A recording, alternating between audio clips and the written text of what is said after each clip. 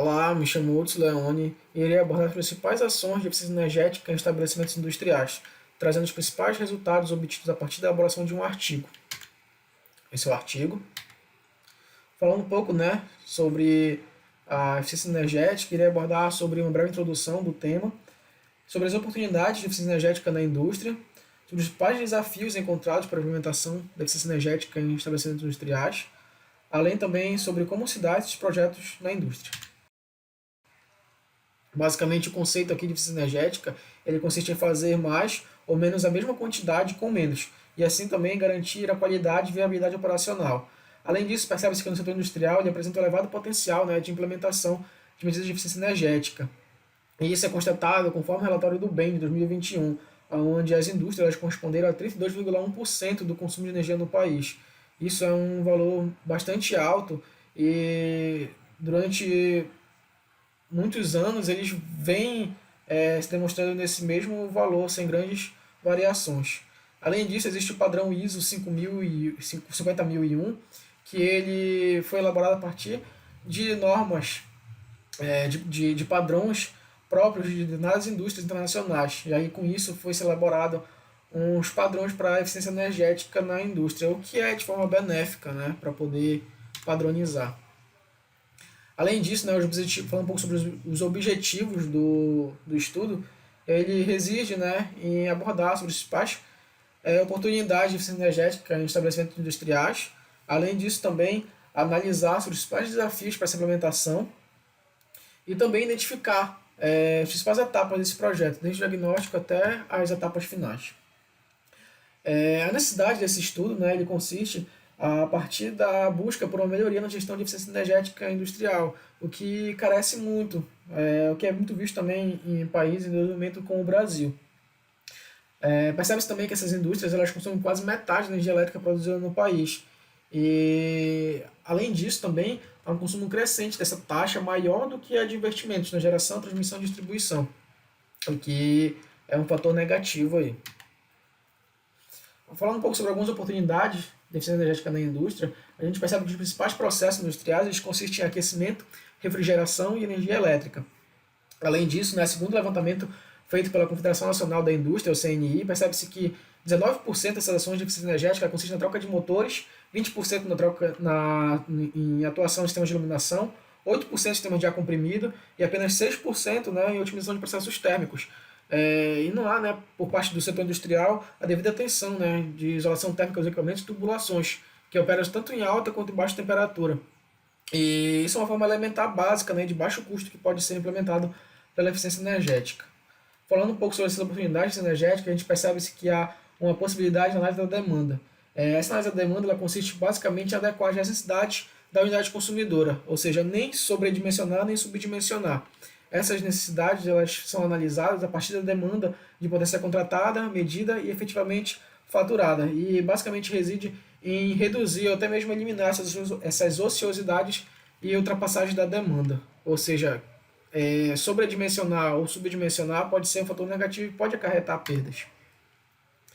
Falando um pouco sobre também essas outras possibilidades, consiste também na correção do fator de potência, o que é muito empregado na indústria.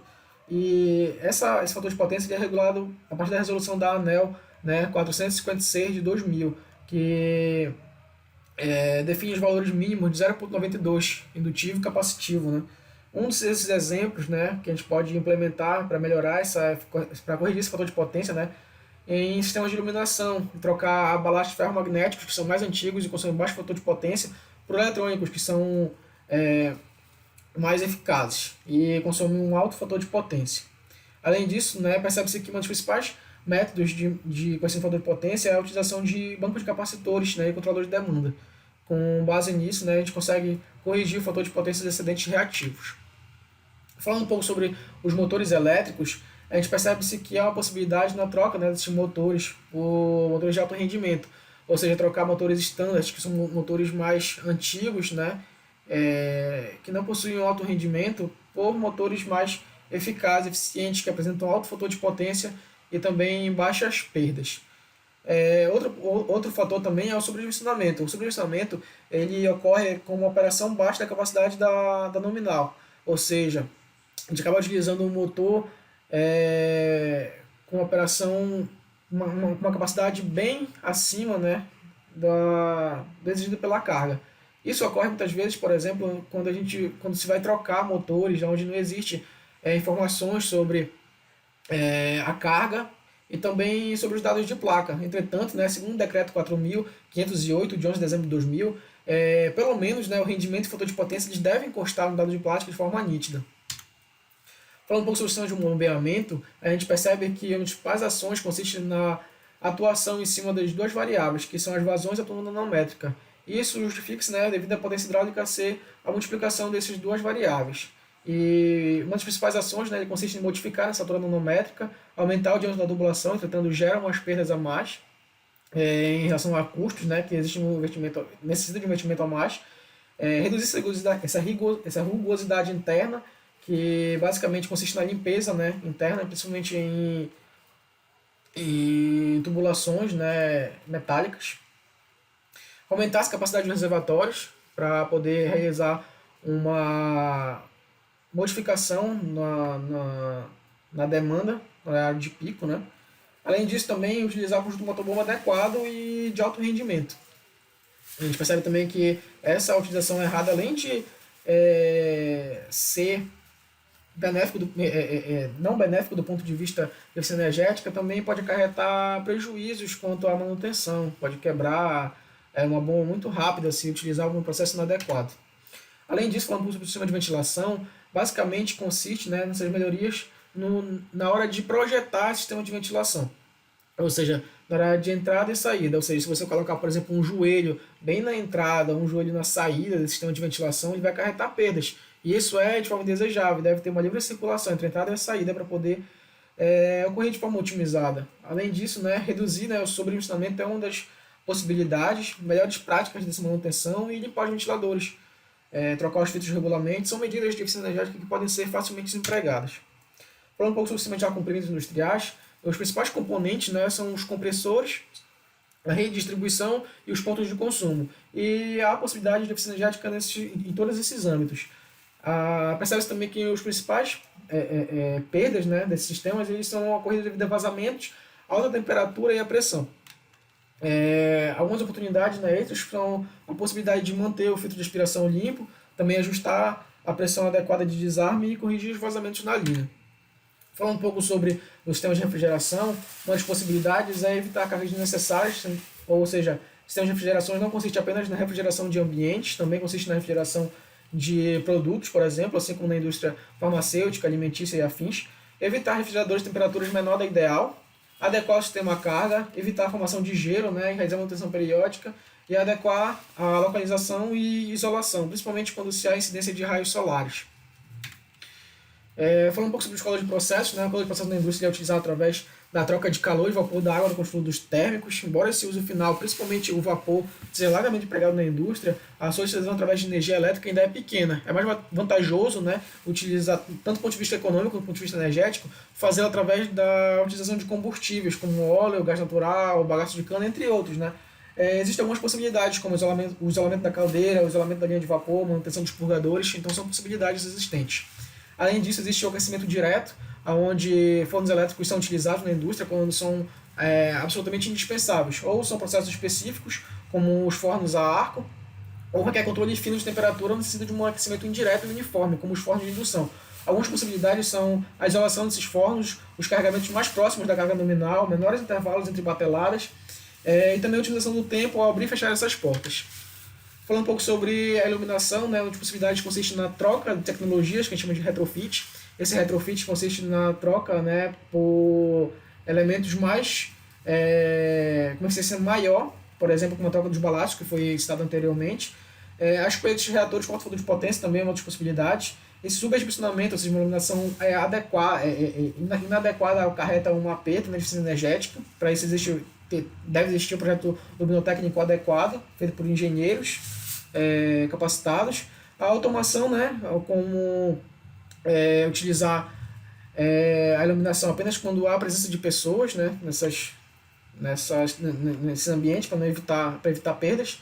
As fotocélulas, ou seja, identificar, né, a iluminação adequada e fazer com que essa iluminação não ultrapasse, né, os valores mínimos, pelo menos, e com isso pode se desligar determinadas cargas.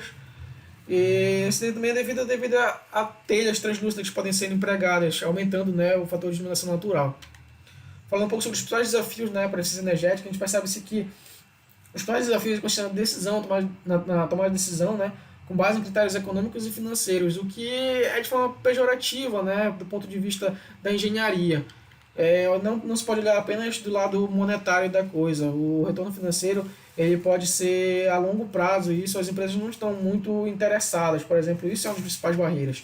Além disso, também é a dificuldade para esse financiamento também, essa falta de informação, tanto do ponto de vista de quem vai implementar, quanto também do ponto de vista dos empresários, essa falta de conscientização para a eficiência energética, até com a cultura, né, dessa empresa, né? E para isso existe a falta treinamentos, entretanto, não percebe-se que não existe, né, esses treinamentos nessas indústrias para poder acarretar de conscientizar, né, esses colaboradores para realizar um gerenciamento energético adequado. Além disso, né, o acesso à tecnologia e equipamentos ele é um fator pejorativo, por exemplo, em lugares mais afastados, como ambientes interiores, né, indústrias nos interiores, onde o acesso à tecnologia ele é um pouco limitado. Também a falta, né, de confiança nos resultados das medidas, tanto do ponto, né, de vista do próprio responsável pelo projeto de eficiência energética, muitas vezes ele não tem conhecimento adequado, né, o que é uma falta, né, de especialistas, quase uma falta de especialistas, né, nesse setor, que acarreta, né, essa dúvida, tanto do ponto de vista de quem vai implementar, quanto do ponto de vista de quem está financiando. E também o quadro de funcionários, né, o que acarreta uma baixa demanda, né, para esses programas. Falando um pouco sobre os projetos de eficiência energética na indústria, a gente tem a possibilidade, né, de avaliação do montante de energia, ou seja, avaliar essas grandezas fundamentais, os dados de placas para poder realizar esse levantamento energético. Também há a possibilidade de realizar isso de forma automática, né? A gente tem as chamadas indústrias 4.0, onde a gente percebe uma interligação dessas máquinas, né? E aí com isso ele nos dá de forma mais clara e otimizada, né, essas medições. Além disso, né, existe a possibilidade de contratação dessa disponibilidade energética, que deve ser adequada.